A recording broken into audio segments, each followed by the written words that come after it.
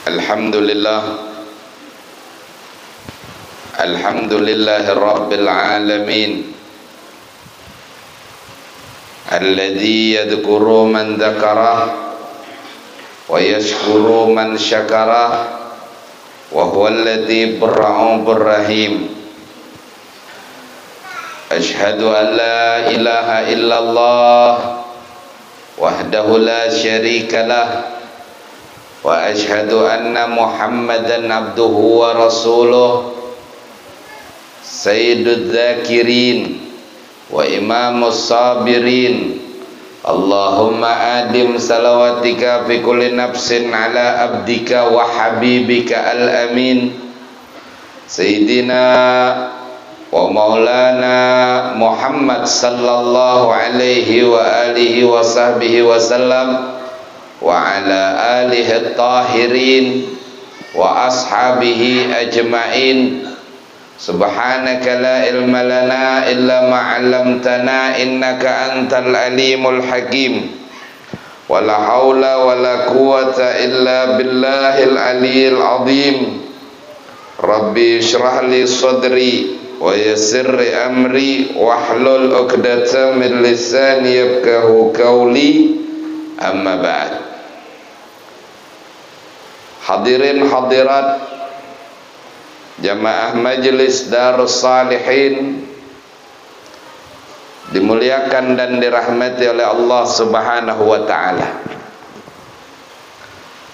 Puji syukur kehadirat Allah Subhanahu wa taala.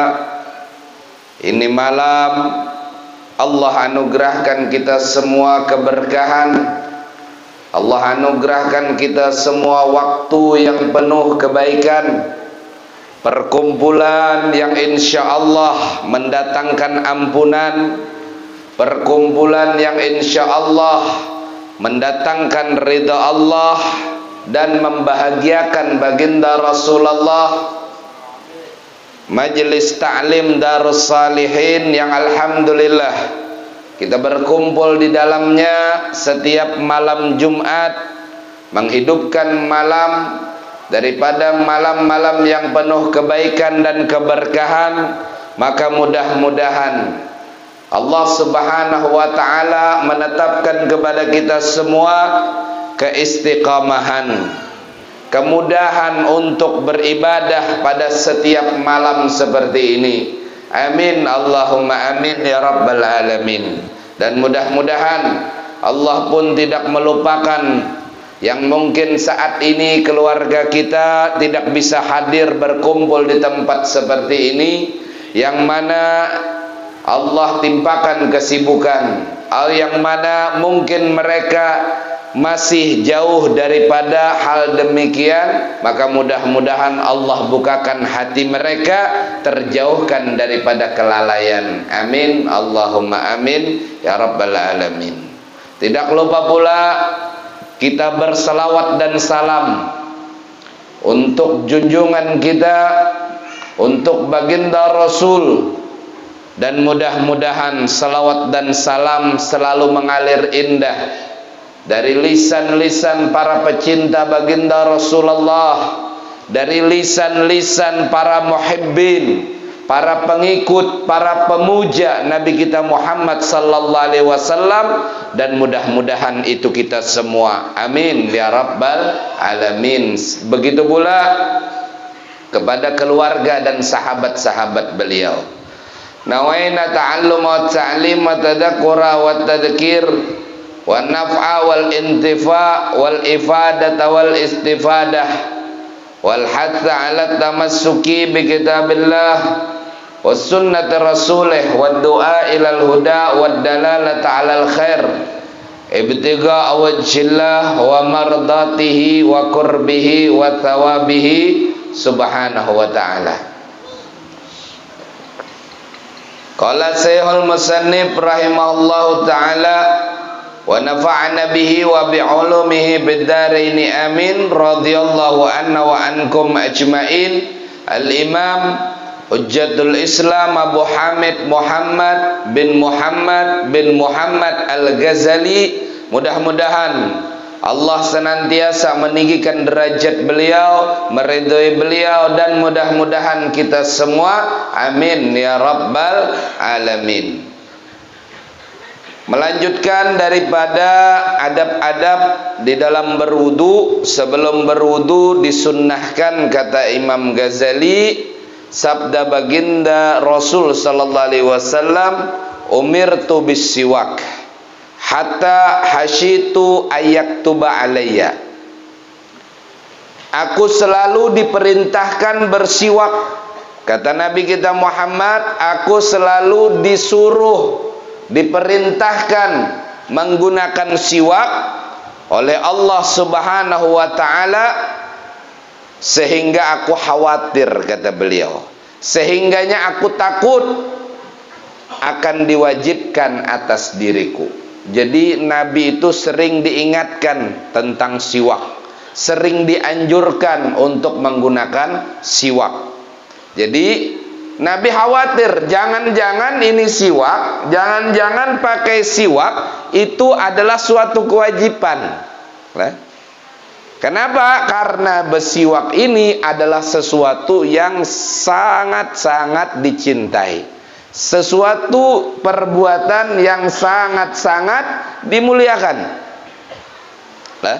Jadi kita di awal kemarin kita berbicara tentang ketaatan, berbicara melaksanakan taat. Ujar Allah Subhanahu wa taala berfirman di dalam hadis qudsi, yaqulullahu tabaraka wa taala, ma taqarraba ilayya al-mutaqarribun bimisli adai maftarattu alaihim.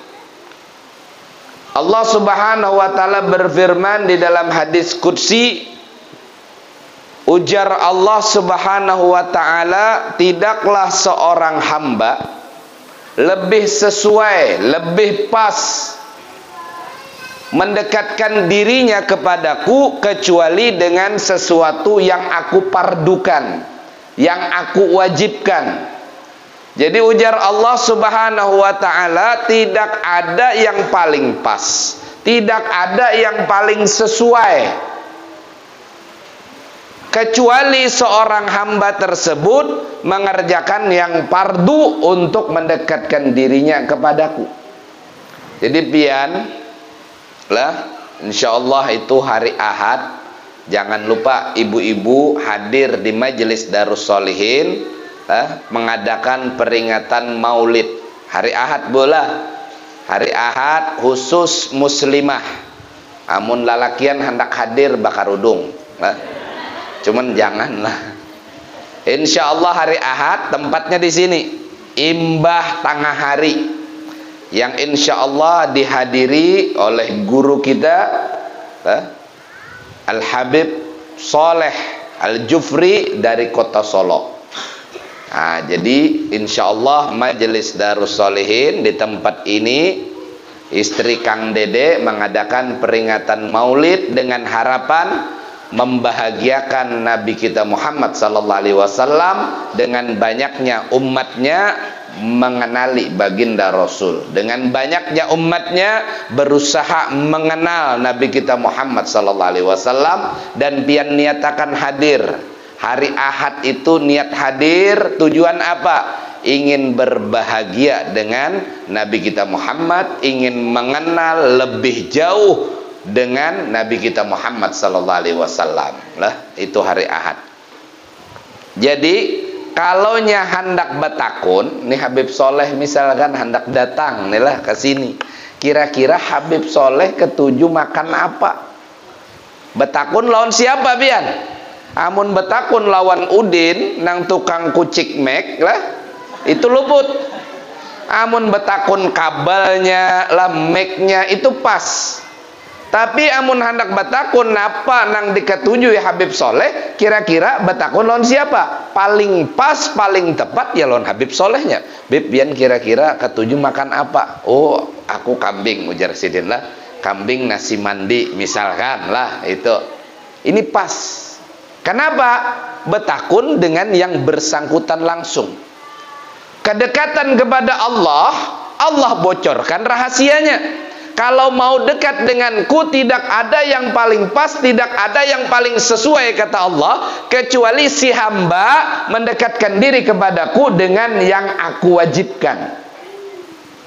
Jadi agama kita ini lah rahmatan lil alamin. Allah berikan ujian, Allah juga berikan jalannya. Inna ma'al usri yusra. Allah timpakan pian ujian, Allah juga kena berikan jalan. Ya kada? Likulli da'in dawa. Setiap Allah turunkan penyakit, Allah juga berikan obatnya. Ketika Allah menyuruh pian dekat kepada Allah, Allah berikan juga lah bocorannya. Jangankan urusan inilah, saking mudahnya ini agama. Pian masuk ke dalam kubur dapat pertanyaan, ujian. Ya kada? Pian masuk ke dalam kubur dapat pertanyaan, ujian. Dan ada bocorannya. Bilanya ditakuni malaikat, marab buka. Siapa Tuhanmu? Pian harus jawab apa? Lah Allah. Kan artinya kita tahu soalnya, tahu juga sudah jawabannya. Saking mudahnya ini agama, saking rahmatnya ini agama. Coba kan pian umpat CPNS lah, ikut tes PNS. Amunnya pian hendak baculas, pian harus pakai joki kan ngarannya lah. Amunnya pian umpat ulangan, soalnya kada tahu, jawabannya kada ada bocoran. Tapi dalam agama ini saking rahmatnya lah, saking rahmatnya, di dalam kubur pertanyaannya sudah tahu nangka ini. Jawabannya diberiakan bocorannya. Bahkan urusan kedekatan kepada Allah, inilah puncak daripada segala tujuan. Puncak daripada peribadatan.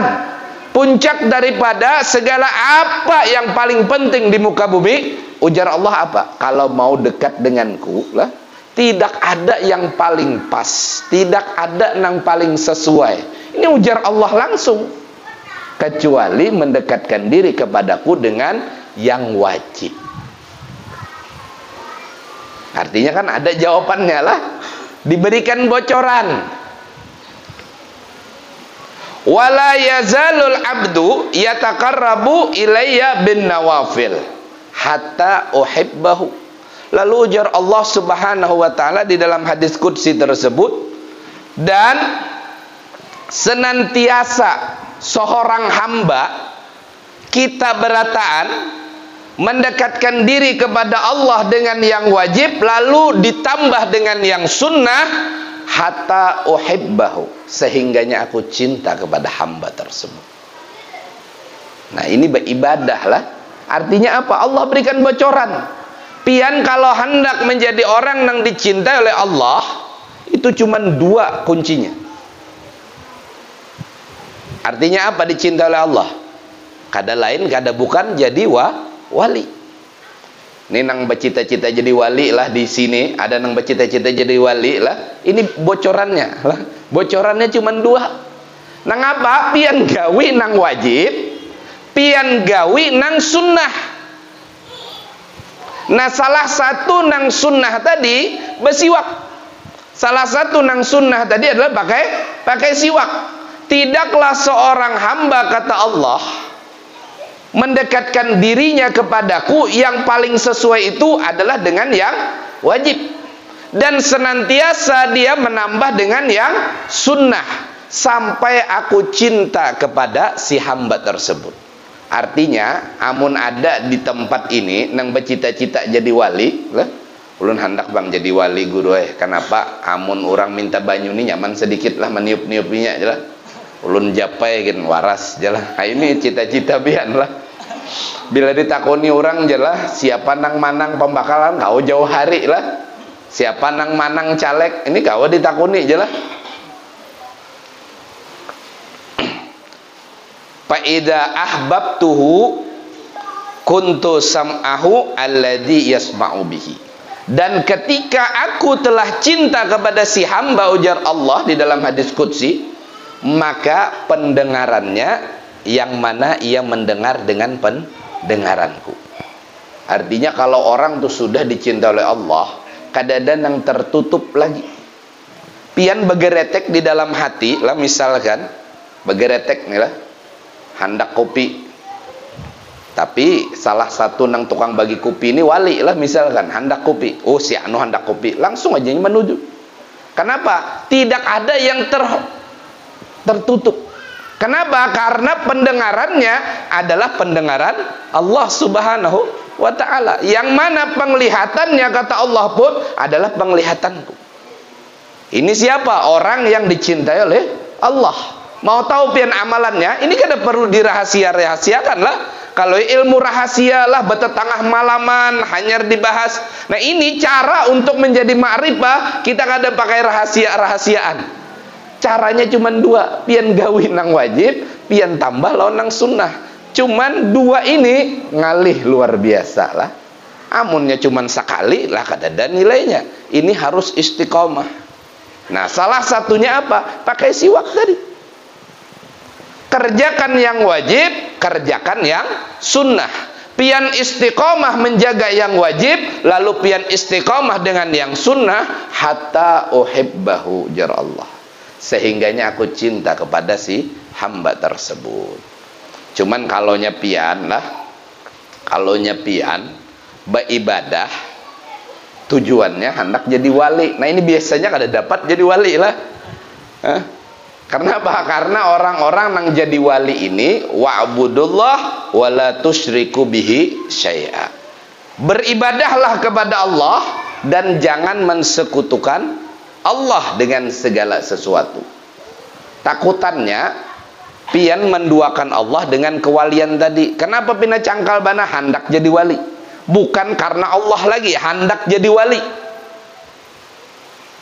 Cuman kan ada tingkatan beribadah, itu ada tingkatan. Nah, ini perlu pian perhatikanlah.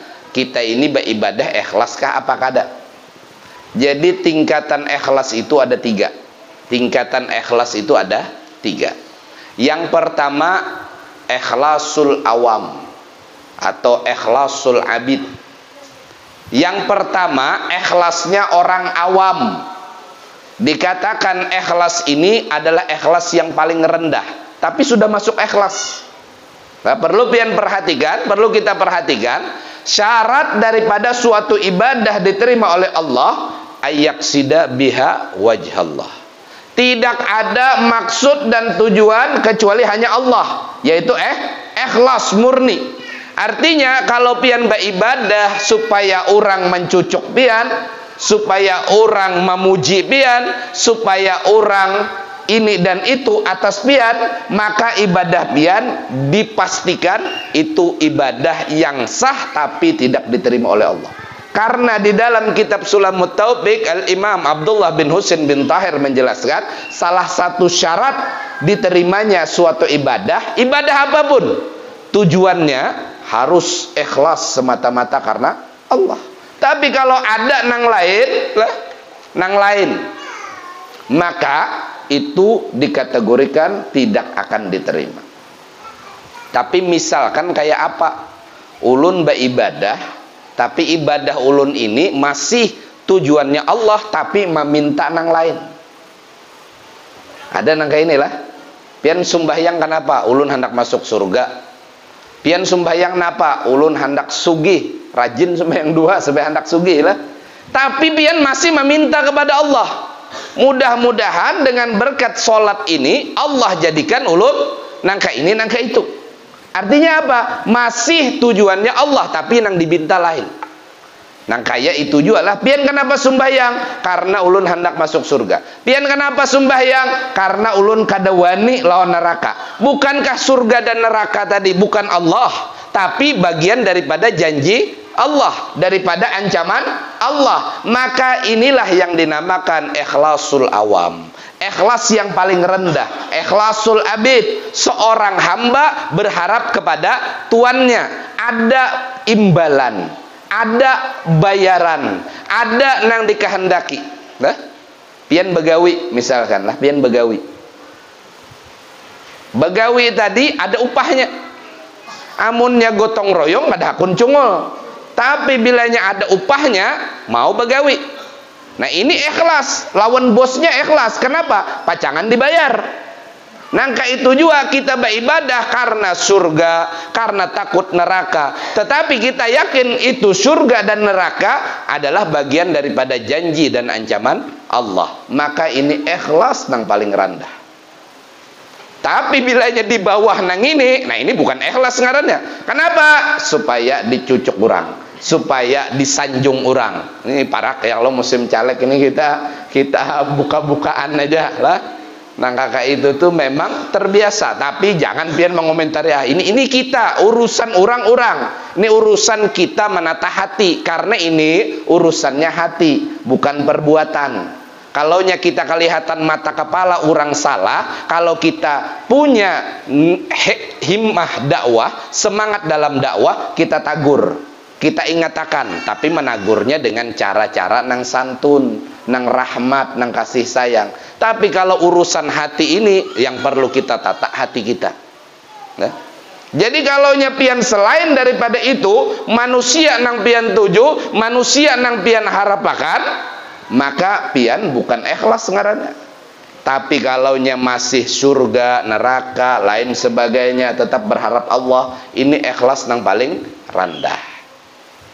Yang kedua, ikhlasul mahabbah atau ikhlasul khas. Ikhlasnya orang khusus.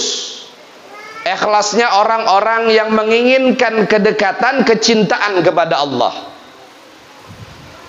Maka mereka tidaklah mengerjakan suatu ibadah kecuali yang mereka cari, mereka capai adalah kenikmatan, mesranya dengan Allah Subhanahu wa ta'ala di dalam hubungan.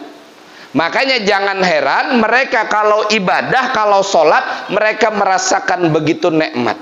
Nah, makanya Al-Imam Hasan Al-Basri mengatakan, tafakkadu al-halawata bi thalathati asya. Al-Imam Hasan Al-Basri adalah Sayyidut Tabi'in, pemimpin daripada para tabi'in. Siapa tabi'in? Tabi'in adalah orang yang hidup setelah zaman Nabi. Jadi sepaling baik zaman itu adalah zaman Nabi dan para sahabat. Setelah itu adalah orang-orang yang hidup setelah zaman Nabi, kata Nabi, yaitu para tabi'in yang belajar kepada para sahabat. Nah, salah satu pemukanya, salah satu orang alimnya di antara para tabi'in yang luar biasa adalah Sayyidina Imam Hasanul Basri. Kata beliau, carilah kenikmatan, carilah manisnya beribadah pada 3 keadaan. Yang pertama, sholat, di dalam sholat. Jadi pian kalau hendak mencari nyamannya beribadah, nikmatnya beribadah, manisnya beribadah, itu nang pian perlu cari di dalam sholat. Makanya jangan heran, Sayyidina Ali bin Abi Thalib radhiyallahu an, sahabat Nabi Al-Imam Ali bin Abi Thalib pernah terkena lemparan panah, menancap panah di bagian tubuh beliau. Panah itu kan ada baitnya lah. Bilanya menancap, susah dicabut. Pernah pian mau unjun lah. Mau unjun, haro kawat masuk ke jariji lah. Ditarik sakit, ditarusakan sakit juga. Pak unjunan paham nih lah. Apalagi kawatnya itu nang pindah belingkar lah. Oh, sakit luar biasa. Nah, ini Sayyidina Ali bin Abi Thalib tertancap panah. Maka hendak dicabut, kata beliau, sebentar. Cabutlah ketika aku sholat. Beliau sholat. Allahu Akbar.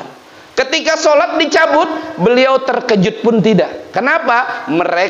Beliau yang merasakan kenikmatan di dalam ibadah, yang sakit itu dilupakan.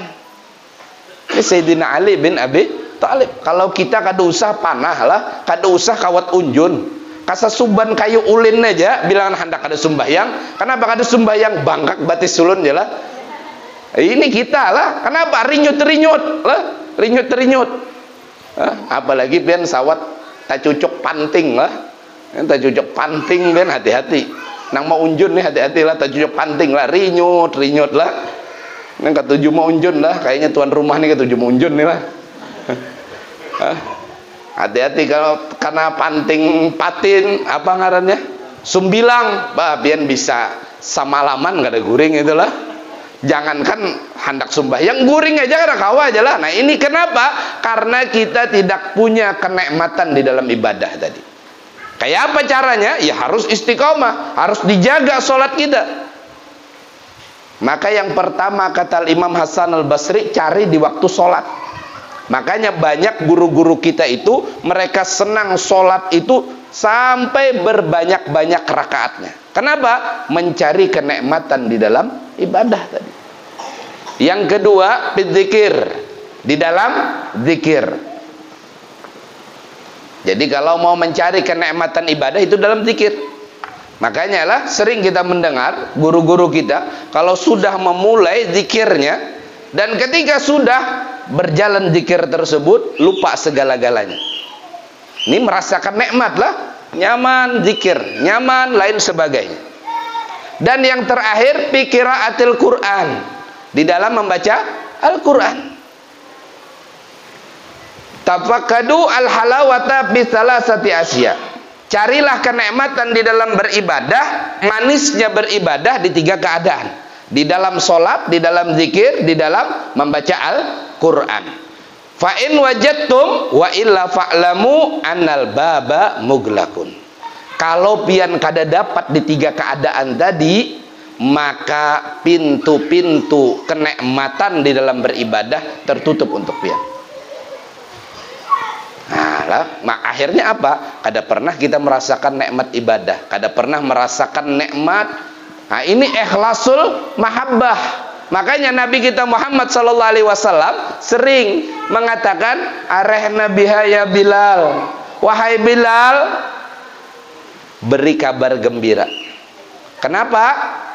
Sayyidina Bilal apabila waktu sholat telah sampai lalu mengumandangkan azan, itu kabar gembira buat Nabi. Karena beliau merasakan kenikmatan di dalam sholat. Begitu pula di dalam membaca Al-Quran. Kenikmatan di dalam membaca Al-Quran. Orang kalaunya sudah nikmat membaca Al-Quran, selambar hendak ampih di lambar berikutnya, bisa kada jadi ampih. Kenapa asik? Karena terus begitu terus begitu terus. Kalau kita kan kada sampai selambar, mata sudah barat. Ini nang kada ketujuh guring malam lah, apa insomnia kah? Nang ngalih malam guring. Tumbang tumbalik berabah lah, sudah berabah mulai jam 11, jam 12, jam 3 masih kada guring. Ngalih kalau nyanangka itu biar coba ambil Quran. Kalau kada percaya biarlah, kada sawat selambar biar membaca barat itu mata. Tapi ini perlulah membaca Al-Quran. Tampulu Qurannya masih ada. Dalam satu riwayat disebutkan, dalam satu riwayat Allah Subhanahu wa taala berfirman, nahnu nazalna dzikra. Kami yang menurunkan Al-Quran dan kami pula yang menjaga Al-Quran. Artinya Quran yang dari zaman dahulu sampai hari ini itu sebiji hurufnya kada ada berubah. Kenapa? Allah yang menurunkan, Allah juga yang menjaganya. Tapi akan sampai suatu masa akan sampai suatu keadaan ketika waktu subuh matahari tidak muncul. Ditunggu-tunggu matahari waktu isyraq, namun matahari pun tidak muncul. Manusia sebagian di antara yang menyaksikan beranggapan inilah terjadinya fenomena alam. Matahari yang seharusnya muncul namun tidak muncul. Mereka sebagian yang menyaksikan itu beranggapan inilah fenomena alam. Namun sebagian yang punya keimanan, mereka berhati-hati, was-was. Jangan-jangan ini yang telah dihabarkan. Ternyata 3 hari matahari itu tidak muncul. Dan ketika dia muncul, munculnya di sebelah barat. Maka ketika itu orang-orang yang masih punya keimanan, mereka yang saat itu punya kesibukan, mereka tinggalkan seluruh kesibukan. Yang punya anak, sedang menyusu, mereka tinggalkan anak-anak mereka yang sedang menyusu. Yang sibuk dengan pekerjaannya di pasar, mereka tinggalkan tokoh-tokoh mereka. Mereka masuk ke dalam rumah mengambil Al-Quran. Namun apa? Ketika mereka buka Al-Quran, huruf-hurufnya telah Allah angkat. Huruf-hurufnya telah Allah angkat. Firman Allah, ayat-ayat Allah telah Allah angkat. Qurannya kosong. Maka di waktu tersebut keimanan tidak lagi berguna. Nah, jadi jangan sampai menunggu nangka itulah hanya membaca Al-Quran. Kenapa? Ya, artinya dunia habis sudah, itulah dunia habis, kiamat. Dan dunia itu dengan kita itu punya dua kemungkinan. Kita dengan dunia itu punya dua kemungkinan. Apapun itu yang disebut dunia, harta lain sebagainya, cuman punya dua kemungkinan bagi kita. Pian jadi orang paling sugih di dunia, pian punya dua kemungkinan. Pian menjadi raja dunia, jangankan paling sugih, raja dunia, pian cuman punya dua kemungkinan. Pian menjadi orang yang paling berkuasa di muka bumi ini, di dunia ini, pian cuman punya dua kemungkinan. Kemungkinan yang pertama, dunia tetap berjalan, namun waktu pian yang berhenti. Atau pian menjadi orang yang tetap hidup, tapi Allah stop waktu dunia, kiamat. Artinya tidak ada yang bisa lepas dengan dua ini. Siapapun dia, sehebat apapun lah, apalagi kayak kita lah. Jadi cuma dua kemungkinan dunia. Nah, jadi yang ketiga tadi membaca Al-Quran, cari kenikmatan. Makanya banyak di antara guru-guru kita menggabungkan itu semua, sholat sambil baca Al-Quran. Dan tentunya di dalamnya pasti ada zikir. Nah, jadi zikir. Jadi dua hal, kalau mau menjadi dekat dengan Allah yang paling sesuai, kata Allah, mendekat dengan yang wajib. Dan senantiasa menambah dengan yang sunnah. Salah satunya apa tadi?